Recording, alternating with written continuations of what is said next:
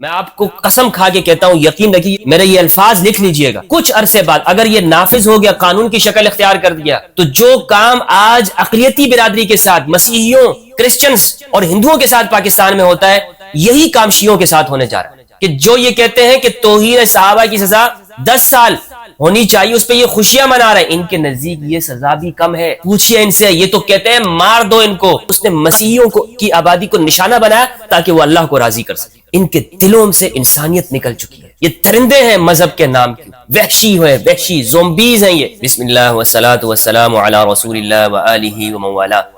السلام علیکم ورحمۃ اللہ وبرکاتہ۔ 16 اگست پاکستان کے اندر انتہائی تاریک دن تھا، خصوصاً یہاں پر رہنے والے اقلیتوں کے لیے۔ اقلیتی برادری خوف و ہراس کا شکار رہی۔ فیصل آباد کے شہر جرناوالا میں انتہائی افسوسناک واقعہ پیش ہے۔ اس واقعے کی سب سے پہلے میں بحیثیت ایک پاکستانی، ایک انسان ہونے کے اور ایک مسلمان ہونے کے اعتبار سے اس کی پرزور مذمت کرتا ہوں، لیکن یہ صرف مذمتوں سے کام نہیں چلے گا۔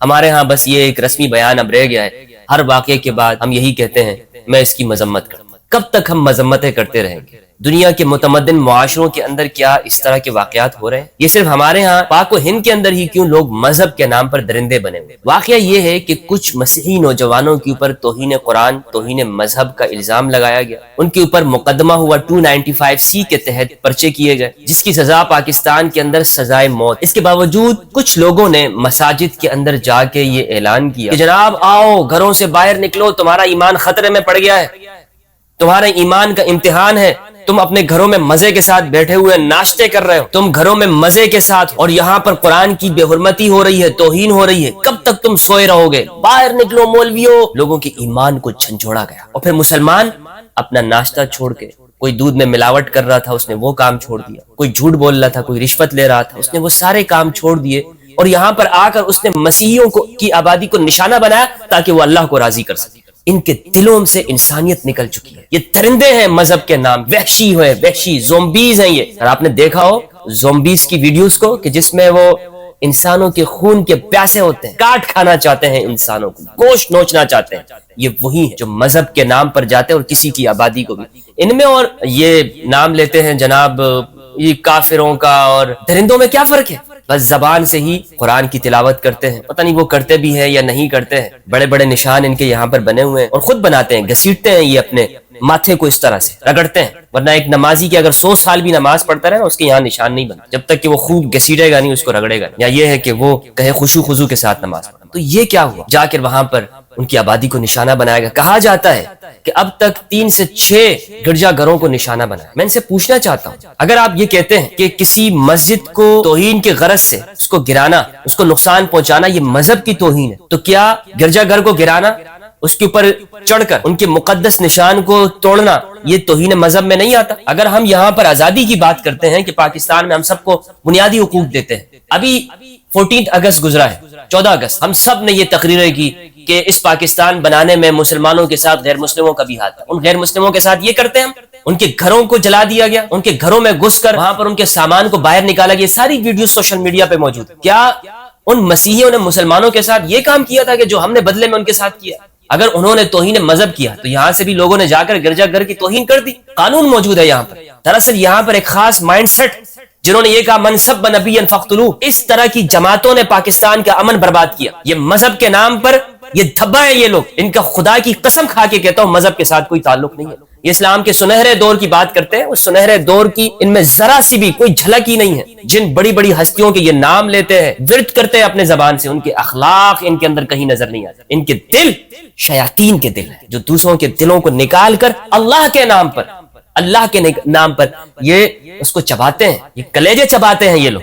مسیحیوں کی آبادیوں میں گئے، وہاں پر ان کو نظر آتش کیا، وہ ڈرے ہوئے تھے کہ ہمیں کس بات کی سزا دے رہے ہو، کس جرم کی؟ اگر آپ نے یہ کہا کہ کچھ نوجوانوں نے یہ کام کیا ہے، ان نوجوانوں کے پر تو مقدمہ ہو گیا، قانون یہاں پر موجود ہے، اور ہماری یہ پولیس یہ وہاں پر خاموش تماشائی بنے بیٹھے۔ ویسے تو یہ بڑے حرکت میں آتے ہیں یہ لوگ، بڑے حرکت میں یہ کہتے ہیں جناب ہم قانون کے نفاذ کے لیے آخری حد تک جائیں گے۔ کس حد تک تم گئے ہو؟ تمہارا فرض تھا کہ تم وہاں پر ان کی جانوں کی، ان کے اموال کی حفاظت کرتے، کیا تم نے حفاظت کی؟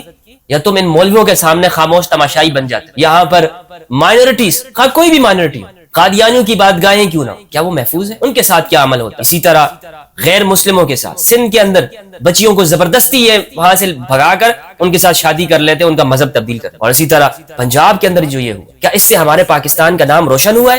شرم کرنی چاہیے تم لوگوں، ہم کب تک اس کی مذمت کرتے ہیں؟ اور ابھی جن لوگوں نے توہین صحابہ کے نام پر یہ بل پاس کیا پاکستان میں آپ کو قسم کھا کے کہتا ہوں، یقین رکھیے، میرے یہ الفاظ لکھ لیجئے گا، کچھ عرصے بعد اگر یہ نافذ ہو گیا، قانون کی شکل اختیار کر دیا، تو جو کام آج اقلیتی برادری کے ساتھ مسیحیوں، کرسچنز اور ہندوؤں کے ساتھ پاکستان میں ہوتا ہے، یہی کام شیعوں کے ساتھ ہونے جائے، بالکل یہی کام شیعوں کے ساتھ ہوگا۔ الزام لگے گا انہوں نے صحابہ کی توہین کی ہے اور قانون اپنی حرکت میں نہیں آ رہا، یہ پولیس تماشائی بنے بیٹھیں گے، وہاں پہ کھڑے ہو جائیں گے کسی امام بارگاہ کی پاس، اور لوگ آئیں گے یہ زومبیز اور حملہ کریں گے اور سب کچھ تتر بتر کر، یہی ہونے والا ہے۔ اور یہ چاہتے ہیں کہ اس طرح سے ہو، ان کی منشا یہی ہے کہ جو یہ کہتے ہیں کہ توہین صحابہ کی سزا 10 سال ہونی چاہیے، اس پہ یہ خوشیاں منا رہے ہیں، ان کے نزدیک یہ سزا بھی کم ہے۔ پوچھئے ان سے، یہ تو کہتے ہیں مار دو ان کو، قتل کر دو، اصل سزا تو ان کی یہ ہے، اور اب اس کے بعد اسمبلی سے یہ پاس کرانا ہے انہوں نے، اس کے لیے یہ کام کرتے ہیں۔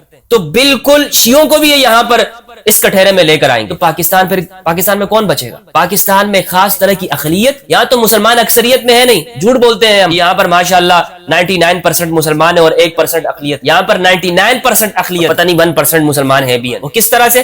ہر فرقہ دوسرے کو کافر کہتا ہے، ہر فرقہ دوسرے کو اسلام سے خارج کہتا ہے۔ مسلمان کون ہے آپ کے نزدیک؟ بریلویوں کے نزدیک دیوبندی گستاخ، اشرف علی تھانوی، قاسم نانوتی، یہ سارے جتنے بھی ہیں، رشید گنگوئی، سارے گستاخ رسول، ان کے ماننے والے بھی جو کفر میں شک کرے وہ بھی کافر۔ دیوبندیوں کے نزدیک دوسرا، بریلوی، ان دونوں کے نزدیک شیعہ، اور پھر جناب اہل حدیث کے نزدیک یہ سارے مسلمان کون ہیں آپ؟ کون مسلمان؟ تو یہ صرف مذمتوں سے نہیں ہوگا، نہ یہاں پر اقلیتی برادری محفوظ ہوئی، نہ یہاں پر محققین محفوظ ہیں، کوئی شخص یہاں پر محفوظ نہیں بچا۔ ایسی صورتحال میں کیا کرنا چاہیے؟ لائے عمل کیا ہے؟ حکومت تو نظر نہیں آتی ہے، ادارے آپ نے خود دیکھ لیا کہ پولیس والے بالکل خاموش تماشائی بنے ہوئے، انہوں نے کچھ نہیں کیا، ان کا فرض تھا کہ وہ جان پہ کھیل جاتے لیکن کسی کا گھر نہیں جلنے دیتے۔ وہاں سویڈن کے اندر ہم بڑا کہتے ہیں نا کہ سویڈن میں انسانی حقوق کی خلاف ورزی ہوئی اور وہاں پر قرآن مجید کی بے حرمتی ہوئی، سب اس کی مذمت کرتے ہیں، میں بھی مذمت کرتا ہوں کہ قرآن مجید کی بے حرمتی جو وہاں پہ سویڈن میں ہوئی ہے اور پوری دنیا کے مسلمانوں نے کی، لیکن وہاں پہ دیکھیں کہ ایک شخص نے جب دوسرے کے اوپر حملہ کرنا چاہا تو سب نے آ کر پوری پولیس فورس نے روکا۔ یہاں پہ روکتے ہیں؟ یہاں پر تو اس طرح دانت نکالتے ہیں، جی ہم معذرت کرتے ہیں، ہم آپ کے ساتھ ہیں، ہم فوراً یہ کریں۔ قانون کو مذاق بنایا ہوا ہے، دوسروں کے ہاتھ میں لونڈی بن چکے ہیں۔ تو ایسی صورتحال میں اس کا طویل بنیادوں کے اوپر حل دے چکا، ان تمام مسائل سے نکلنے کا واحد حل ہمارے کہ ہم تعلیمی اداروں کے اندر شعور کے ساتھ ساتھ اہل البیت کی زندگی کو پڑھیں، کہ جن کی زندگی ہمیں نہیں پڑھائے گی، ہمیں غازیوں کی زندگی پڑھائی، ہمیں شاہینوں کی زندگی پڑھائی گئی، ہمیں ان لوگوں کی زندگی پڑھائی گئی، وہ ہیرو بنائے گئے جنہوں نے اقلیتوں کی آبادیوں پر حملہ کیا، اور صرف اس لیے کہ ہماری ہندوستان کے ساتھ کوئی پرخاش ہے۔ اس وجہ سے ہم نے اپنے بچوں کو جو تعلیم دی ہے اس کے اندر دوسروں کو مار کاٹ ہے، دوسرے کے لیے نرمی نہیں ہے، صلہ رحمی نہیں ہے، برداشت نہیں ہے، کہ اپنے دشمنوں کو بھی لوگ معاف کریں۔ امام زین العابدین علیہ السلام جب ان کے پاس مروان آتا ہے تو اسے بھی پناہ دیتے ہیں۔ یہ اخلاق کون بتائے گا تمہیں؟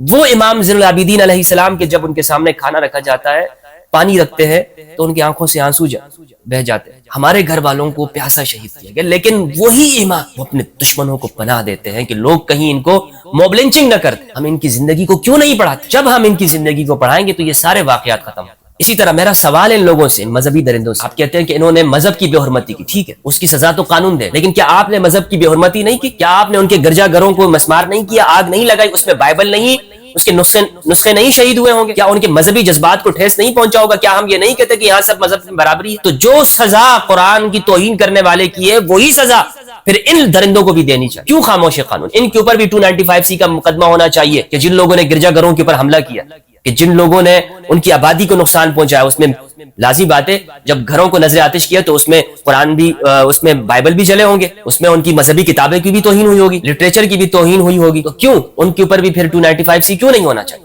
میں نے کچھ عرصے پہلے ویڈیوز میں نے بنائی ہیں توہین صحابہ بل کے حوالے سے، میں کہہ چکا ہوں کہ یہ شیعوں کے ساتھ بھی یہی کام کرنے والے، آپ دیکھ لیں جو کام یہ لوگ یہاں پر مسیحیوں کے ساتھ ہو رہے ہیں، جب یہ بل قانون کی شکل اختیار کرے گا تو یہی انجام ہوگا۔ کیوں؟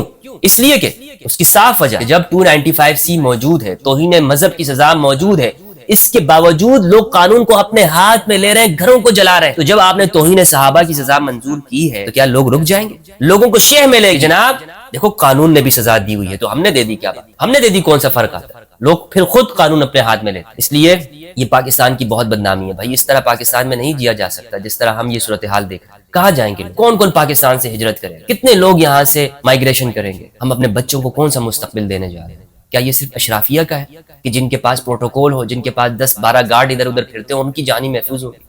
عوام میں سے ہر بندہ، کیا ہر مسیحی، ہر ہندو یہاں پر، ہر شیعہ یہاں پر اپنے ساتھ گارڈ لے کر گھومتا پھرے؟ کیا چاہتے کیا یہاں؟